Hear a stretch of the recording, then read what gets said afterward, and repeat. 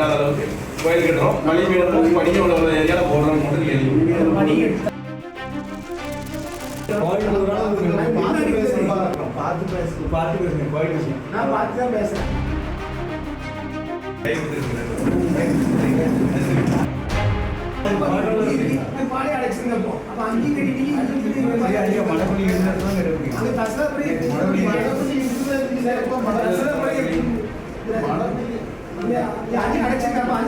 மழைப்படி இருக்குன்னா அப்ப தசலா உள்ள தண்ணி கட்டிக்கணும். நீங்க அதை கட்டி பாதி இல்லை சார். ஒரு காரம் உள்ள ஒரு வண்டி திரும்பி வரவே முடியாது. ஆட்டா கூட வர முடியாது.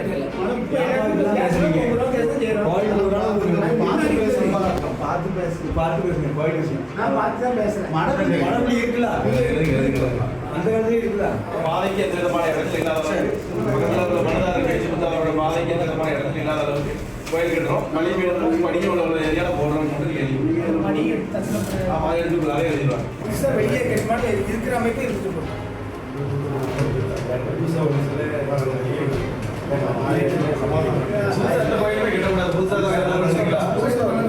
கட்டுமானத்தை தவிர புதுசாக எந்த விதமான கட்டுமானம் பண்ண போதும்.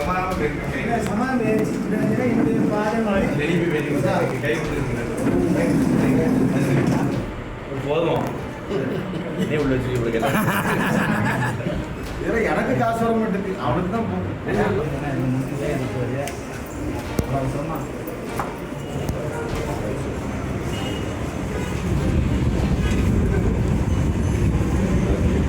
இன்றைக்கி வந்து சமாதானம் பேசி பேசுகிறோம். இன்றைக்கி எங்கள் ஊரில் கோயில் பிரச்சனை அதிகமாக இருந்துச்சு. அதில் கோயில் தாசில்தார் முன்னிலையில் கூப்பிட்டு சமாதானம் பேசி பேசுனாங்க.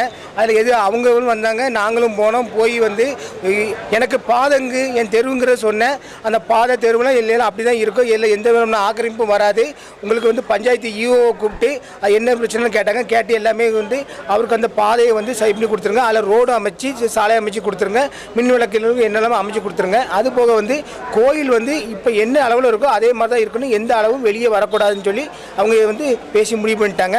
அதே மாதிரி கோயில் திருப்பணி அது நல்லபடியாக நடக்கும். அது போக முன்ன தசலாப்பறை இருந்துச்சு. தசலாப்பறையில் ஒரு திண்டு இருந்துச்சு. அந்த திண்டையை அகட்டி தந்துடுவேன். எந்த விதமான இது இருக்காது. உங்களுக்கு எந்த பாதை எவ்வளோ இருக்கோ அந்த இதில் எந்த இடைஞ்சல் வந்தாலும் மறுபடியும் நீங்கள் எங்கள் தாசில்தார் ஆஃபீஸுக்கு வந்தோ எங்கள் பிஓ ஆஃபீஸுக்கோ எங்கள் பஞ்சாயத்துக்கோ வந்தோ நீங்கள் மனு கொடுத்து இது பண்ணுங்கள். நாங்கள் அதை நாங்கள் தீர்மானம் நாங்கள் அவங்க பேசி விட்டுறோன்னு சொல்லி முடிச்சுட்டாங்க. எங்களுக்குள்ளே நான் சமாதானம் பேசி நீங்கள் முடிவு பண்ணியாச்சுன்னு.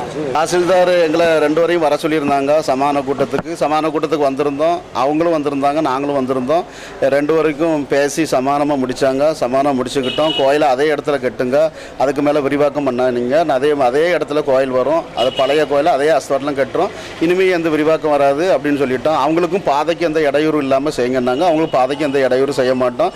இதுக்கு முன்னக்கூட்டியும் செய்யலை, இனிமேல் செய்ய மாட்டேன்ட்டோம். எங்களுக்குள்ள உடன்படிக்கை ஏற்பட்டுட்டு இந்த சமாதானம் முடிச்சுக்கிட்டோம். வேறு எந்த பிரச்சனையும் இல்லை. கோயில் திருப்பணி இனி நடைபெற்றுட்ருக்கோம்.